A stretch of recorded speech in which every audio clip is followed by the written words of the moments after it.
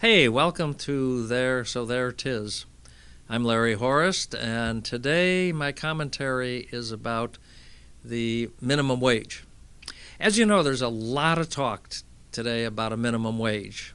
The Democratic candidates, all 23 of those presidential candidates, all seem to like a minimum wage.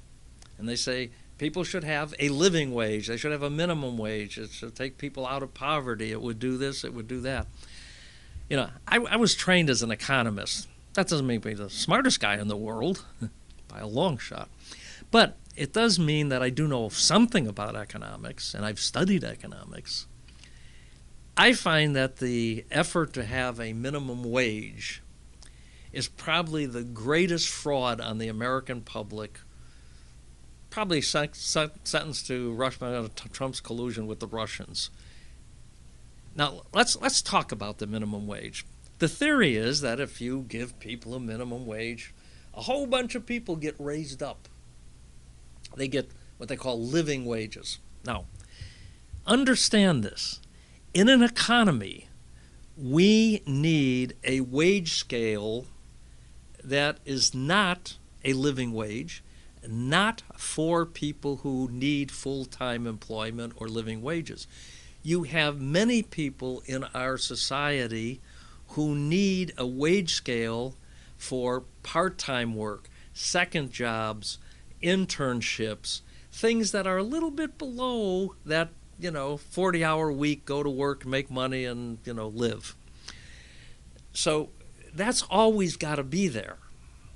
Now, the problem with the minimum wage is that it produces almost no long-term good for anybody. Anybody. Now, that's pretty dramatic. Nobody gains? Not in the long term. Because here's how it works. First of all, you increase the minimum wage. That affects a very small number of working Americans who are actually working at levels below what that minimum wage might be. They like to talk about $15. So if you're working for $12 or $10, you can say, oh, well, that would be a little bit of a boost for me. But there's very few working Americans who are actually below that $15. Now, the second problem is that once you force that on the employers who have the lower wage employees, typically we talk about, the McDonald's and the fast food companies and all that kind of stuff. We say, okay, those people will get a little boost. Those that at least are under that minimum wage.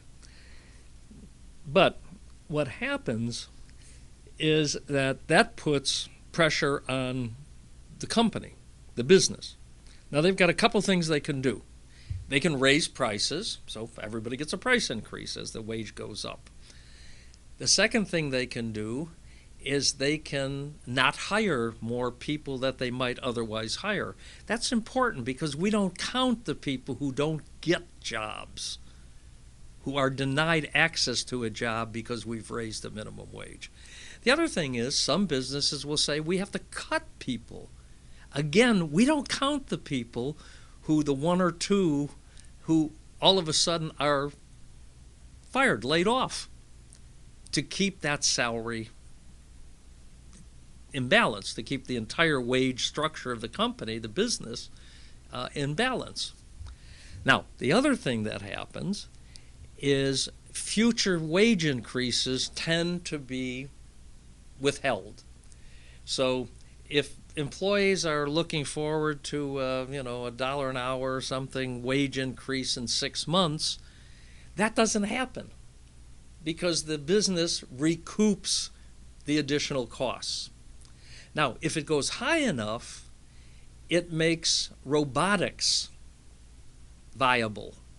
So now they can bring in cash registers that don't take a lot of, you can operate yourself. They have kiosks in some of these stores where you do the ordering yourself. All of that stuff reduces employment. Virtually every businessman, every credible economist will tell you raising the minimum wage costs jobs. Those are the people who are damaged by it.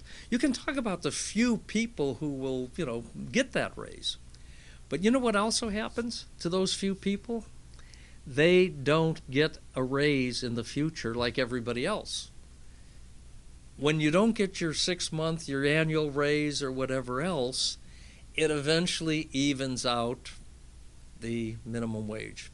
It makes it non-effective.